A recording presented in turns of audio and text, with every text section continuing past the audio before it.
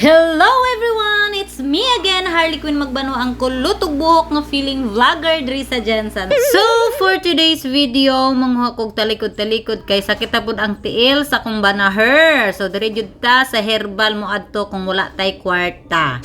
So, ubani ko ninyo sa akong video. Hopefully nga magustuhan niyo akong video for today. Dito ipagawas. Amo check ano. Ay, manghuha sa kuog. So, ito, talikod-talikod. Okay, mamainit niya sa kong banahan. So, aboni ko ninyo mangita o talikod-talikod. O, so, ito. Basta mo na to. What? Good morning, everyone. So, mainit may kinagsakit na po daw ang tail sa kong banahan. So, sihiram tagso. Ano, so, kung naong muron. Ay, nang open kayo kay open po kayo sa mga ihi sa dogs. What?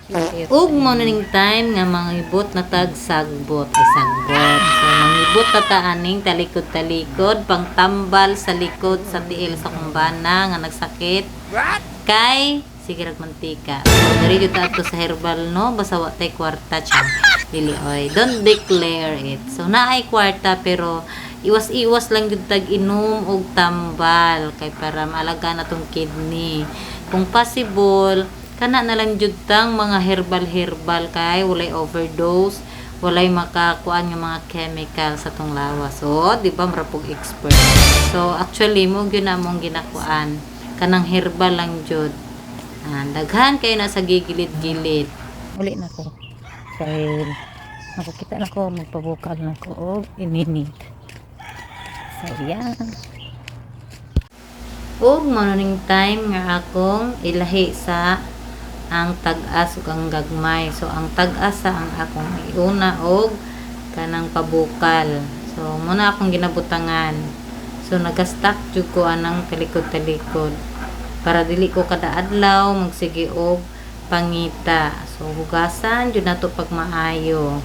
Gikan sa iyahang ugat hantod sa mga dahon yan sa iyang steam kay basi na ihian kinarabi na sa gigilid-gilid. So hugasan jud nako na pagmayo tapos lukoton kay gamay raman ang sudlanan sa amuang kuan pabukalan. So yabo na to gamay para dili mag-awas-awas na nagkabukal.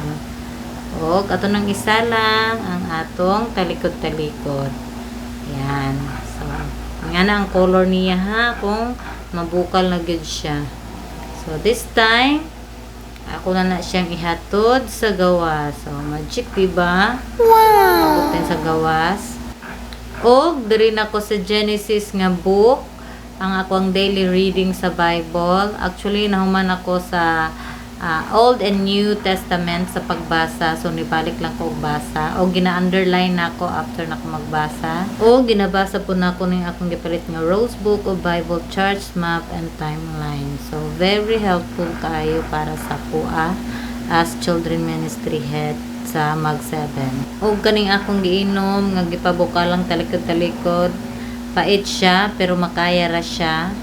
Pero obserbari lang pag humanog inom. So maguba jud imong naong pag humanog inom ani. Kaon lang tag tinapay. Pangbawi sa kapait. Og muna siya akong gipalit nga book, Rose Bible Charts, Maps and Timelines. So helpful kay na siya sa atua. Lalo na kung na mga ministries nga ginadala, mga pastors. Og mo na siya ang Bible Timelines and then ang picture sa tabernacle mo na siya. So sa Bible na gi-base so, kapo kay siya basa-basahon while nagapangapi. Then mo na siyang 100k people. Ayan, magpalaan mo. So daghan kay kang learnings nga makuha diri nga book. Helpful kay siya ay kanang suggest jud nga kani nga book para sa mga elders, leaders, ministry leaders. So daghan kay mo na siya ang 50 stories sa Bible. So, kung gusto ninyo na, so, just comment below kay para masindan ta mo og link. Yan. So, barato ra kay dikabot og 500.